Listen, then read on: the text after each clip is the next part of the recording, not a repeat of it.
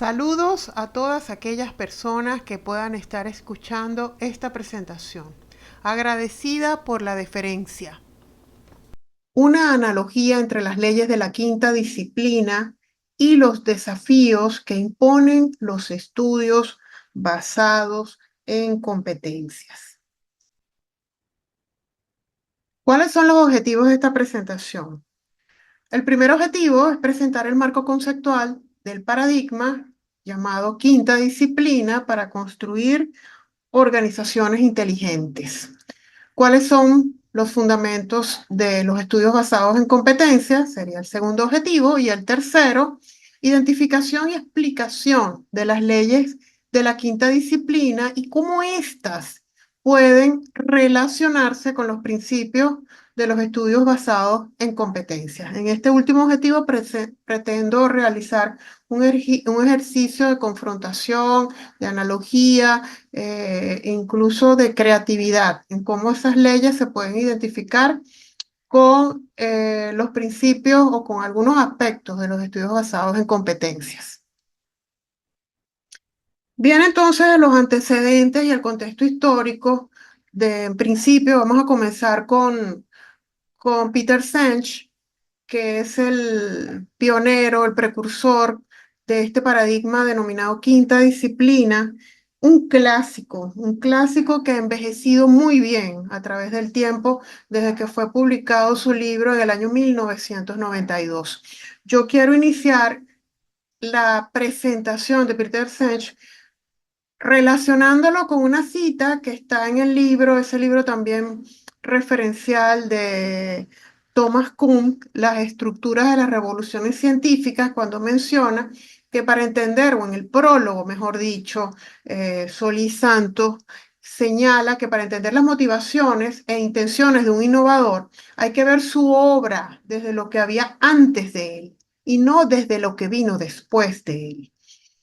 Si lo aplicamos a Peter Senge, pues una de las cosas que él planteaba es que hasta ese momento nosotros, de que él propone su paradigma, su propuesta en principio de la quinta disciplina, estábamos muy orientados a fragmentar los problemas, los fenómenos, los objetos, para estudiarlos de manera desde esos componentes. Sin embargo, no había un razonamiento o una interpretación que a la hora de ensamblar nuevamente esos componentes pudieran ofrecer un acercamiento a la realidad que se estaba pretendiendo estudiar. Entonces, el principio, que de hecho con el que él inicia su libro de la quinta disciplina, habla de que destruir la ilusión de que el mundo está compuesto por fuerzas separadas y desconectadas, perder, reconocer que eso no es lo que en principio está ofreciendo una visión panorámica de lo que estamos estudiando, es el camino, deslastrarse de ese tipo de pensamiento, es el camino para empezar a construir organizaciones inteligentes o que continuamente están aprendiendo. La quinta disciplina tiene unos fundamentos. Esos fundamentos son los que se han venido difundiendo de manera muy puntual, es decir, es la información que podemos acceder de primera mano a la hora de empezar a comprender la quinta disciplina. Insisto, este es un concepto clásico en el marco de la gerencia. Sin embargo, Peter Senge, 2 años después de la publicación de su libro, propone un libro práctico de cómo él visualiza la aplicación en escenarios reales de todo lo que desarrolló en su libro publicado en el año 92 y luego continuó su cruzada, vamos a llamarlo así, y ha venido publicando y ofrece talleres, por supuesto, donde ya lo ha llevado específicamente al campo de la educación. Entonces, los principios de la quinta disciplina son el dominio personal, saber quién soy, reconocerme, los modelos mentales también comprender cuáles son los prejuicios, cuáles son esos pensamientos o maneras de ver la vida, filtros que tenemos ya dentro de nuestro cerebro, la construcción de una visión compartida, cómo me asocio para tener a un grupo de individuos que de alguna manera comparten esa visión del mundo, el aprendizaje en equipo, cómo estoy entendiendo lo que significa dentro de esa asociación con otros pares, dependiendo del rol que esté jugando dentro de la organización o la responsabilidad que tenga dentro de la organización, cómo estoy entendiendo ese proceso de trabajar con el otro. El pensamiento sistémico finalmente le da el cierre a estos principios porque para Peter Senge el pensamiento sistémico precisamente es la quinta disciplina. Es cómo comprendo que necesito deslastrarme, como dije en la lámina anterior, de ese pensamiento fragmentario y empiezo a mirar el fenómeno, los problemas, las situaciones de manera integral, identificando cuáles son las variables que están incidiendo sobre el problema. Peter Senge, fíjense, es importante destacar, es ingeniero. Él se graduó de ingeniero en la Universidad de Stanford. Es decir, que tiene una experiencia dentro de esa fuente primaria de formación que le da una estructura, vamos a llamar ese modelo mental, para haber desarrollado todo lo que ha venido propuesto, fíjense, en el campo de la ciencia social. Entonces, él establece una analogía, mejor dicho, que me parece muy interesante y que está expuesta ahí en la lámina. En ingeniería, cuando una idea pasa de la invención a la innovación, confluyen diversas tecnologías de componentes. Es decir, él pone el ejemplo de un avión. Él dice, un avión está compuesto por distintos componentes que tienen una tecnología particular para que una vez ensamblados configuren ese artefacto inmenso que conocemos como avión y que tiene una función que es volar para poder trasladar a un número determinado de pasajeros de un sitio a otro. ¿Cuáles son entonces, en este caso, los antecedentes históricos de los estudios basados en competencia? Bueno, los estudios basados en competencia, si nos ponemos a analizar lo que es la competencia, la habilidad, la capacidad, es posible que se remonte a tiempos inmemoriales. Sin embargo, nos vamos para efectos de didácticos, vamos a establecer como antecedentes históricos más referenciales lo que son los programas Erasmus y Sócrates dentro de la Declaración de Bolonia. Esa declaración de Bolonia, pues, fue una cantidad de gente a nivel de material, de gente interesada por la educación a través de la UNESCO, que produjeron un documento que tenía como finalidad establecer un espacio común donde ese espacio común permitiera la transformación de la educación atendiendo a un principio razonable de sustentabilidad del planeta. Bien importante esto, porque el proceso de aprendizaje no puede estar a espalda de los grandes problemas del mundo y mucho menos de los problemas locales.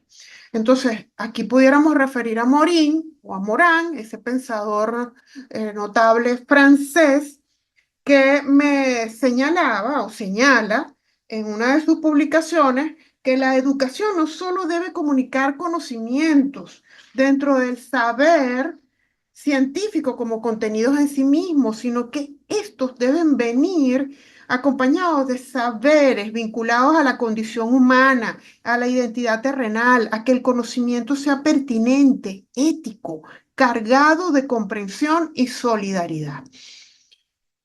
Esto, por supuesto, como antecedente histórico, implica una especie de transformación profunda de lo que se venía haciendo. Entonces, esto, luego de la Declaración de Bolonia en el año 98-99, viene la Conferencia de Praga en dos oportunidades, la primera en 2001, que reafirma los principios que se establecieron en el proceso de Bolonia, que lo ven allí en los círculos de colores, donde uno de los elementos, además de la sustentabilidad del planeta, hablan de la movilidad. de la movilidad y de la acreditación de los estudios que se pudiera hacer en un país pudieran ser reconocidos en otro. Ese es uno de los elementos característicos de toda esta iniciativa. Entonces, el proyecto Tuning viene como consecuencia directa de estos, vamos a decir, encuentros de de personas interesadas por el tema educativo y empieza pues con la Unión Europea. Fíjense que luego esto se replica a Latinoamérica con el Alpha Tuning, pero realmente lo que había era que la educación debería sufrir una transformación, tal como está allí explicado o señalado en la cita, donde esa visión de la educación está orientada al que aprende, es decir, enfocar los esfuerzos en una educación centrada en el aprendizaje por encima de una que tradicionalmente se orienta a la enseñanza.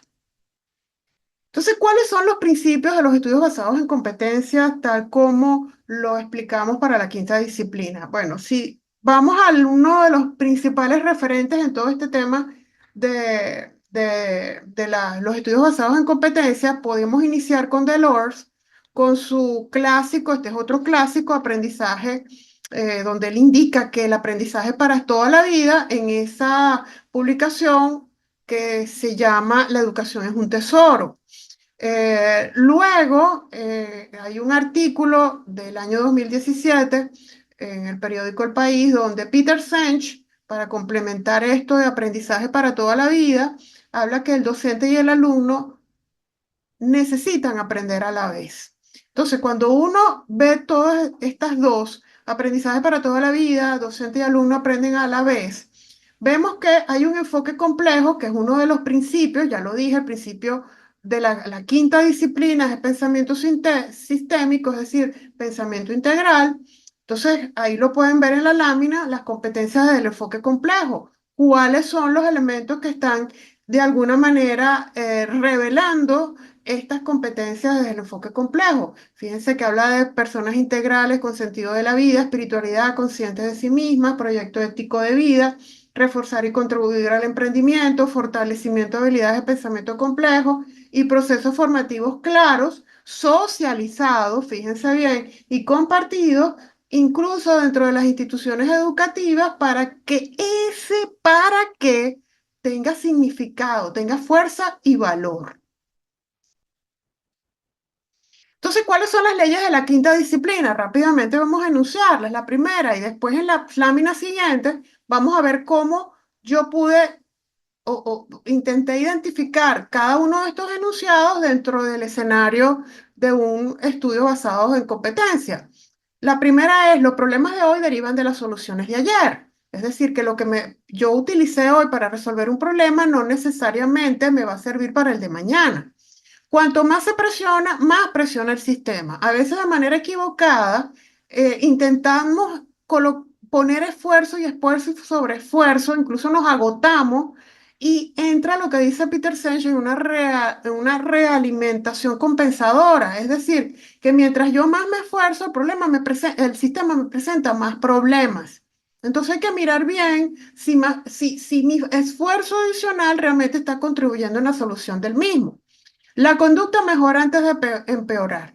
Podemos tener una leve mejoría, pero si no estamos atacando la fuente del síntoma, al final vamos a seguir con el problema latente. El camino fácil lleva al mismo lugar, ya lo sabemos. Si vamos por soluciones inmediatas, porque creemos que son las que tenemos más a la mano, no necesariamente me van a dar unos resultados, al menos en el largo plazo, que es lo que pretendo.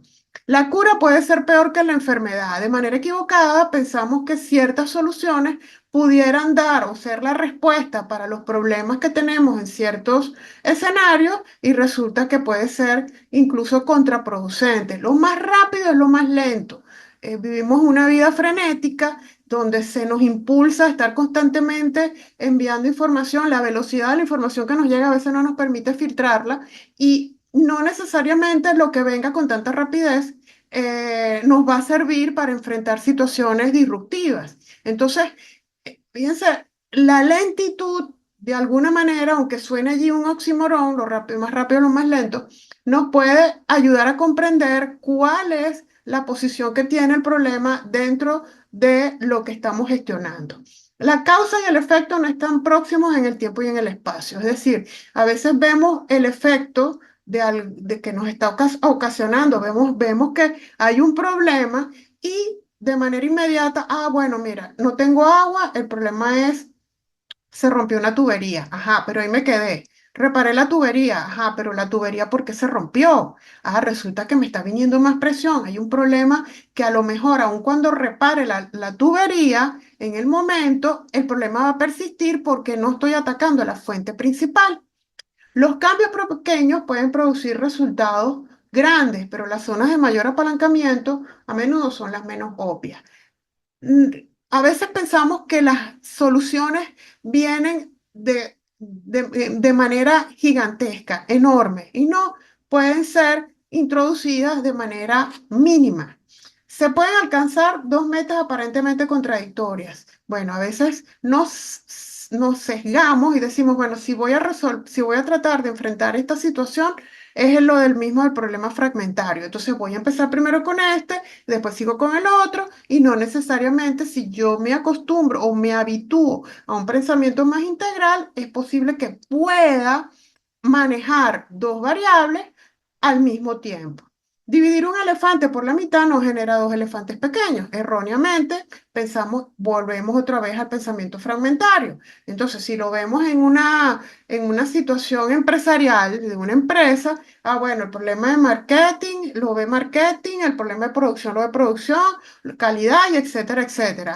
Pero realmente dividir la empresa en esos elementos constituyentes me va a permitir entender qué es lo que está pasando. No necesariamente. Y finalmente, la ley 11 es la no hay culpa. No hay culpa, es decir, que tendemos a buscar a ese enemigo externo que de alguna manera va a ser el depositario de todas las situaciones que están con poca satisfacción o que no nos están ofreciendo o no están cubriendo las expectativas. Entonces, nos escapamos o tratamos de desplazar culpa y no pensamos que a lo mejor en nosotros mismos está la solución. Entonces, aquí está el ejercicio de cómo relacionar las leyes con que acabo de enunciar, con situaciones dentro del estudio basados en competencia, por ejemplo, en la primera, las soluciones de ayer y las respuestas de hoy, la transmisión de contenido versus desarrollo de habilidades. Lo que se venía planteando con el enfoque tradicional ofreció una respuesta, pero no necesariamente a los desafíos que está presentando el mundo, no necesariamente ese enfoque pues está orientado al desarrollo de habilidades. El tema de lo que hablábamos, fíjense, cuanto más se presiona, más presiona el sistema, transformación curricular y sus implicaciones. Cuando uno está sometido, está imbuido en una transformación curricular, hay demasiada presión en el sistema y hay personas que se van a dedicar y van a ofrecer un empeño realmente por encima de su capacidad, pero hay que mirar muy bien hasta dónde esa capacidad a lo mejor no está entorpeciendo dentro del equipo de trabajo que está organizado para enfrentar esa transformación curricular. Luego tenemos la conducta mejor antes de empeorar. La emoción inicial ante lo nuevo. Cuando uno está inmerso en una transformación curricular dentro del estudio basado por competencias, es posible que haya como una ingenua alegría en cuanto a que, bueno, esto va a venir a resolver una cantidad de situaciones que en principio no están siendo satisfechas dentro de mi experiencia educativa. Muy bien, pero hay que mirar muy bien si esa efervescencia a lo mejor va a luego disminuir y voy a entrar en una situación donde voy a volver a hacer lo que venía haciendo, o sea, estar en el estado de confort. Las recetas en el estudio basado en competencia no funcionan. Cada caso es un camino por recorrer, es decir, aquello de que el camino fácil lleva al mismo lugar, las recetas en el estudio basado en competencias no funcionan. Es necesario entender qué es lo que estoy haciendo para ver cuál es el camino más idóneo dentro de la experiencia que estoy construyendo dentro del aula de clase. En el caso del 5, la cura puede ser peor que la enfermedad, hay que tener cuidado con la moda. Se habla mucho del estudio basado en competencia y se piensa erróneamente que va a ser la panacea y la solución para todos los problemas. No necesariamente es así.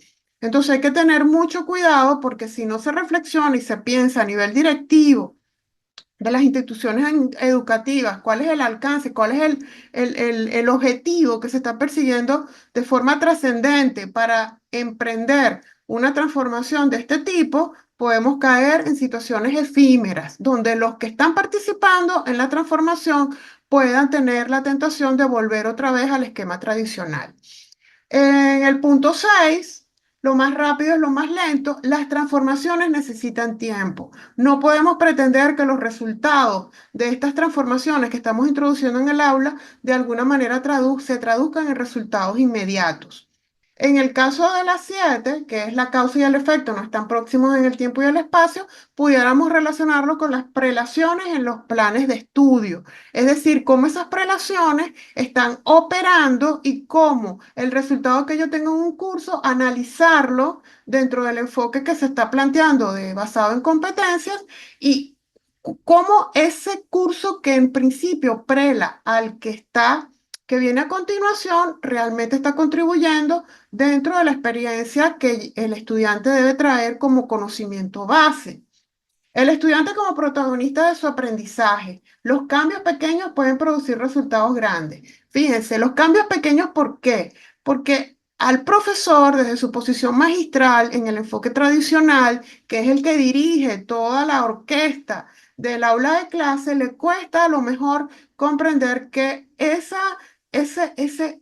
visibilización más allá de un ser pasivo que está recibiendo información puede ser un elemento importante para que ese estudiante, al reconocer su protagonismo, se sienta comprometido, incluso motivado en el proceso de aprendizaje en el cual se encuentra inmerso.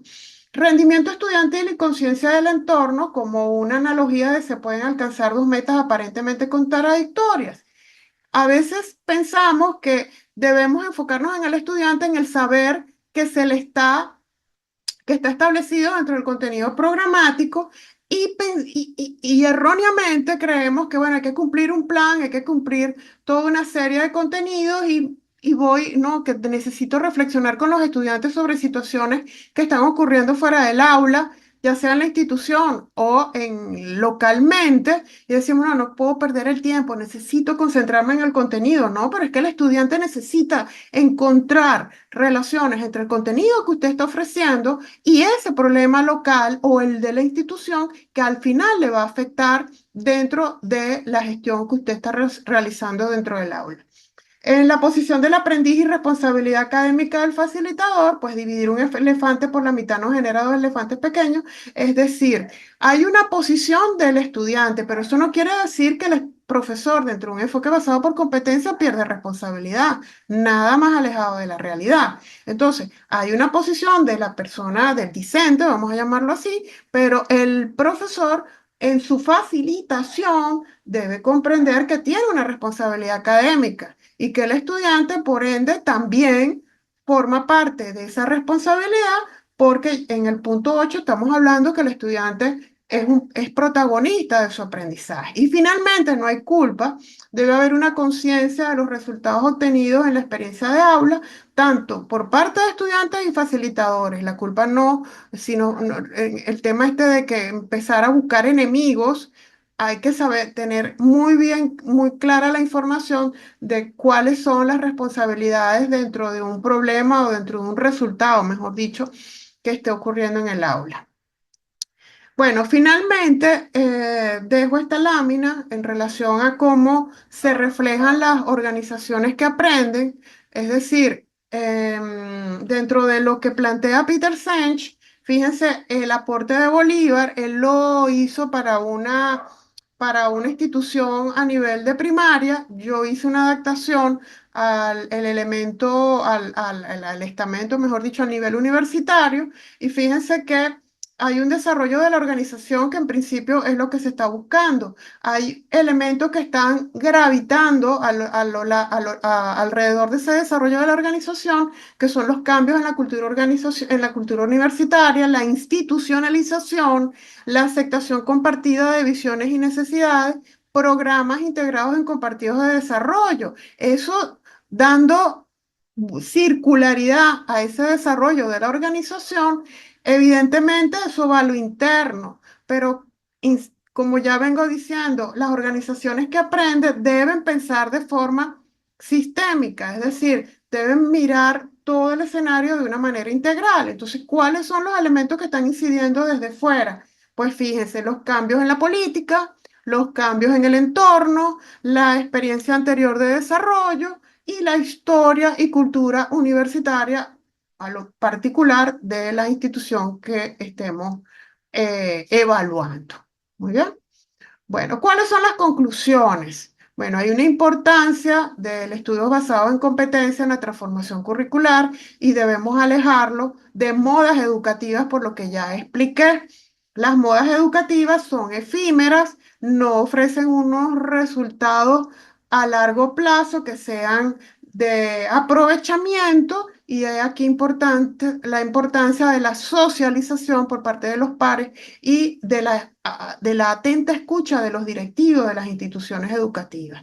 El desafío de las organizaciones que continuamente aprenden para que puedan llegar al mote de las organizaciones inteligentes, es decir, cómo consustanciamos todos los elementos que acabo de exponer y que de alguna manera le van a dar esa identidad a una organización que continuamente está aprendiendo.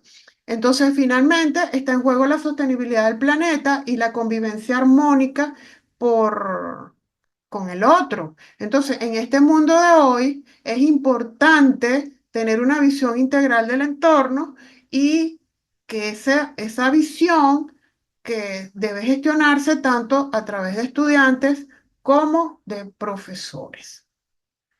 Bueno, muchísimas gracias. Esta es la bibliografía que utilicé para producir esta presentación. Ha sido pues un placer compartir este espacio con ustedes.